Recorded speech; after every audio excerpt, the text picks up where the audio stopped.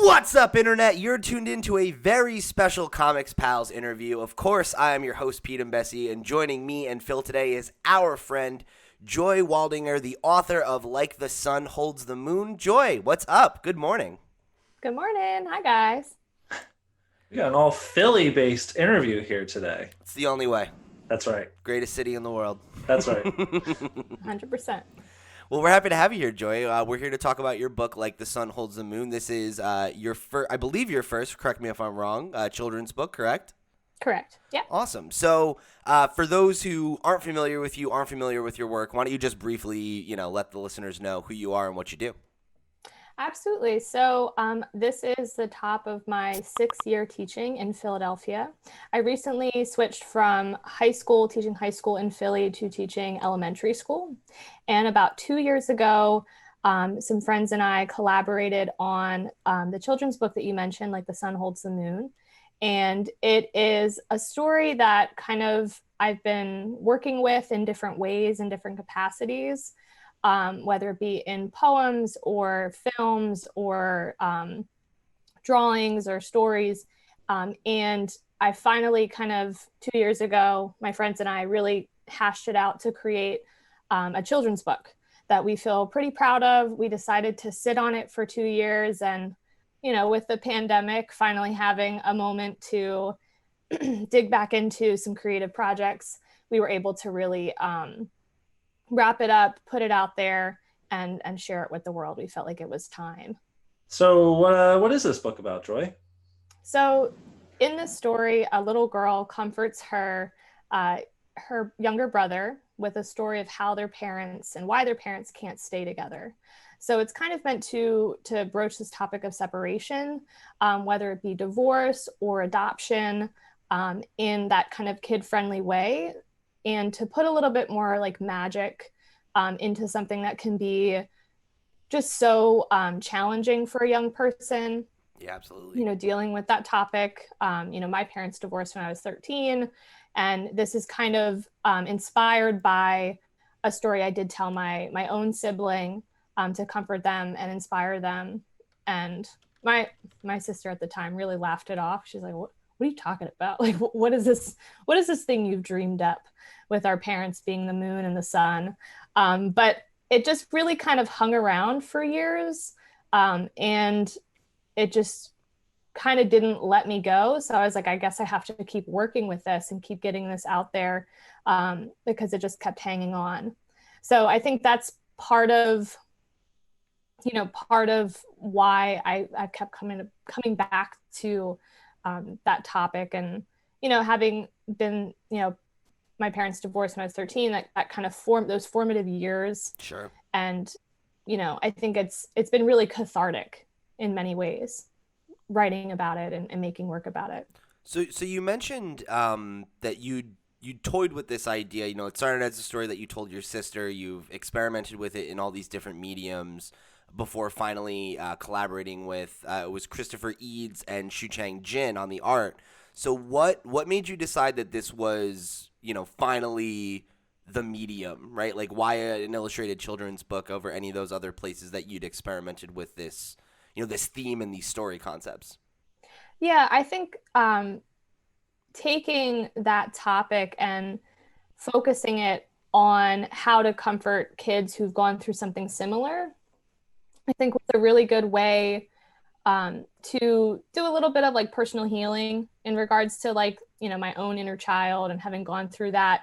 I think it's also a way to kind of pay it forward, right? So thinking about like next generations and thinking about, what I would hope for kids in the future, right? That if they've gone through something like that they can bounce back from it, that there's magic in that, having something to kind of hold on to. And, when I was kind of conceptualizing this book, and I was taking a lot of different classes when I was in early college, like philosophy and world religions, and kind of the concept of like origin stories and origin tales, and kind of like, this is where I feel like, that was for me. And then, having transitioned into an elementary teaching position, I read my students' stories every day, my kinder through second graders. So it's a really, I really see the impact that literacy and magic that kind of has in our youth. And I just felt like the kids book was like the right platform for that. Yeah, this definitely sounds like a book that would help the other pals if Pete and I ever got divorced, I would say. That would never happen, Phil. No, of course not. So who's who in this situation then? Are you the sun or the moon? I'm definitely on the moon. Pete's the sun. He's so bright. Yeah, that's true. You're a little bit more mysterious than I am. Yeah, a little more moody. Joy, you said this took a few years to make. Can you kind of walk us through the creative process here?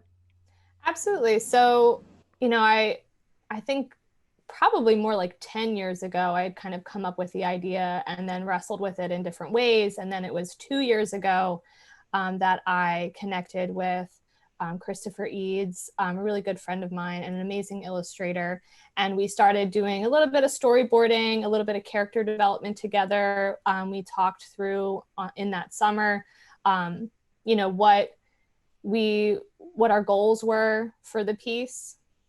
We started thinking about color palettes. We did some work in InDesign, as a back and forth collaboration. And then we connected with Su Chang to help finalize a lot of the InDesign steps and process to create something that we sat on for like 2 years. And then we're like, okay, let's throw this out into the world. We found like an online platform to get our book out there. So you mentioned that I think twice now, and I wanted to touch on that. So you said that you guys completed this work, and then you've sat on it for 2 years. Why did you sit on it? And then you mentioned that COVID kind of presented an opportunity for you to push forward. But what was it specifically that made now the time? Absolutely. So I think, being a teacher, in in-person schooling, I'm just around the clock, always working. So I feel like certain creative projects were like, okay, summer, I'll get to that. And, Sure. If the summer got really booked up, it kind of got a little bit pushed to the next summer. So I think, teaching from home, working virtually, not being able to do some of the normal things I might do, with friends or family. Like I've had more creative alone time, which I think has been so nourishing, especially, right now, since, a lot of those decisions to stay isolated are to help protect other people and to protect oneself. So I think it just, it presented itself as an opportunity to wrap up something and to put something out there with that extra time. So, in this story, the sun and the moon are major kind of players here. How much research did you do to kind of flesh out ideas behind the sun and the moon, kind of these age-old concepts in many different cultures? Did you spend a lot of time fleshing that out? Definitely. So in addition to doing this children's book, I've completed a novel with the same title, similar concepts, but in a young adult version, like a young adult novel, like The Sun Holds the Moon.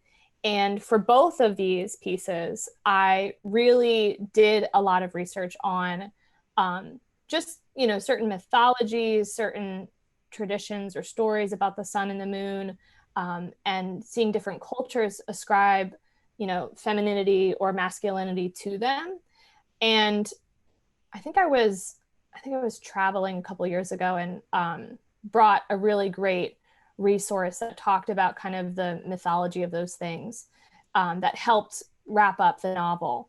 So I think definitely those references really kind of pushed me further into the, keep going with this. Like there's something to this that other Sure. people have noticed about the sun and the moon. And they've always been these kind of mystical, celestial forms, right? So it's prompted a lot of creative work. And I definitely think, when I'm doing other writings and stuff, I try to really, kind of have this ritual process of creating, whether it be a lunar eclipse or a solar eclipse or a full moon, something like that. I think that's definitely influenced my work as well. So I'm interested in that because I like the idea that you had this concept and then you were able to go and do research that kind of validated some of those those themes that you were playing with, especially from like that young age. But like, what do you think that you at 13, when you were kind of first formulating these characters and this story as a way to kind of explore the feelings you were feeling about your parents' separation, like why the sun and the moon? I just think that they've been very constant. Like, the sun always rises, sets, the moon is always kind of in this transition phase. Um, I think the harder I looked at those things as well, I was able to, I don't know, maybe understand more about myself and, some ways that I connect with the sun or the moon, kind of feeling like a composite of both of those beings. Yeah, I think it is interesting why those two things. I think what comes at the end as well of my children's book is kind of like that resolution of, even though they can't be together, right? They have to be apart at times. There is this alignment, and I've always been fascinated um, by the concept of an eclipse, eclipse and things lining up where things just kind of fall into place. Sure. I've always been very interested in that, and I definitely, you know, hindsight is what kind of gave me, when I was looking back on the divorce, that's what kind of made me think about the sun and the moon and those connections. I definitely don't think I was super kind of aware of that yet at 13. Um, but yeah, I mean, those are just kind of, me reflecting on that now. That's a really good question. So this is available on Amazon right now, and this is available for pretty much anyone to purchase. Simply put, if you could have readers take away one thing from this experience of reading this, what would you like that to be? Definitely that you shouldn't lose that childlike wonder or magic. Kind of keep um, keep looking up, right? Keep it, being curious and exploring. One of the things I'm really happy about with this book in particular is the ending, where once we've gone through that resolution, me, Chris Eads, and Su Chang, we put together this kind of glossary of terms. I'm going to pause there for 1 second. Did you guys hear that ding? No. Nope. Okay. You're good. My dad is messaging me, and it's coming up on my. I'm sorry. You might want to make a note of this really quick. Fine. Yeah, don't worry about it. Yeah, Um, Phil, just make a note. I'm already Yeah. doing it. Do a quick Um, splice there. Okay. So what I really like is at the end of this children's book, after the resolution, Chris Eads, Su Chang, and I decided to put together a glossary that really addresses some of these really important science terms that we really want to make sure kids, kind of come away from this children's book with the knowledge of, right? Like things like that we've mentioned in it, like antimatter and like galaxies and eclipses and, orbits and UFOs and wormholes, just like these, they're these just crazy things that, our world, with science we've discovered, and they're just still so bizarre, like wormholes. And I don't know, it's just fascinating. The more you keep looking and searching, the more you discover, and kind of the more questions you might have. Sure. But to keep, myself and youth inspired, to keep searching for those answers, and creating your own story, your own narrative, right? So I think, like, when something happens to us, we usually want to be told, why did that happen? Like, we want some resolution. And I think some things are just unexplainable. We don't know why certain things happen. And I think comforting yourself with something, with some sort of narrative, um, is a really useful tool, right? Like, it's Absolutely. Especially for kids. storytelling has been around for, since humans, right? Since like the dawn of our ancestors. And it's a really important tool to continue to develop, and reinforce who we are, our place in the world, and how we fit in. Yeah, I'm glad that you brought up the glossary there at the end, because I did really appreciate that, especially because I think it kind of not only allows you to use some of those bigger words and those more advanced concepts, which I think is important in pieces for children. I think far too often things for kids kind of talk down to them rather than like asking them to meet a little bit past their level. So like using like words like composite. I remember I was like, oh, that's a great word. Like I bet a lot of kids would learn that word for the first time here. So I think giving them a tool that allows them to kind of explore themselves and what they're feeling, but that also, challenges them to grow a little bit and maybe think beyond themselves, I think is important. So Absolutely. I did really appreciate that. And with this children's book, I've been able to get it into some local shops in Philly. And there's a shop, A Novel Idea, on Passyunk, and they do like kind of virtual story mornings with students, with parents. And I'm actually going to be doing a virtual read aloud of this children's book and kind of go into some of those topics in the glossary. I'm going to be doing that December 13th. Right before the solar eclipse, which I'm excited about. That was smooth. So real quick, that's December 13th, and where is that? It's going to be on a virtual platform. It's going to be on Zoom, most likely, and it's with A Novel Idea on Passyunk. Awesome. Nice. And I think it's in the morning. I think like around 11 o'clock, but I'll share out info when I get that soon. Yeah, great. Yeah, and if you can maybe give us a link, we can throw it in the description here so anybody who listens can go and make sure they get a spot. Oh, absolutely. Smooth. And while we're on it, Joy, you're quite a prolific artist. Do you have anything else you'd like to promote? So I have been, I think, pretty creative during this pandemic time. I've really been trying to utilize time, which I feel like I'm way too cognizant of a lot of my life. That, things go so fast in life, especially as you get a little bit older. It kind of goes even faster with the years. But yes, I've been doing a lot of filmmaking in this kind of pandemic era. A lot of different little creative projects. So I could share out my YouTube or any other, Film Freeway is another platform I'm usually posting filmmaking on. Definitely want to go to that YouTube channel where you can see the music video by local heroes, Long Friend, Time Friend, the best band in Philadelphia. So yes, absolutely. Absolutely. One of my best films, has the most likes. Yes. That was really fun. Yeah, absolutely. I've really enjoyed doing those kind of filmmaking projects, supporting different bands and businesses. I'll be doing a logo design for this up and coming small business too. So I'm trying to do different creative projects and stay very busy. Good, keep them busy. So where can people keep up with you if they want to keep up with all your creative endeavors?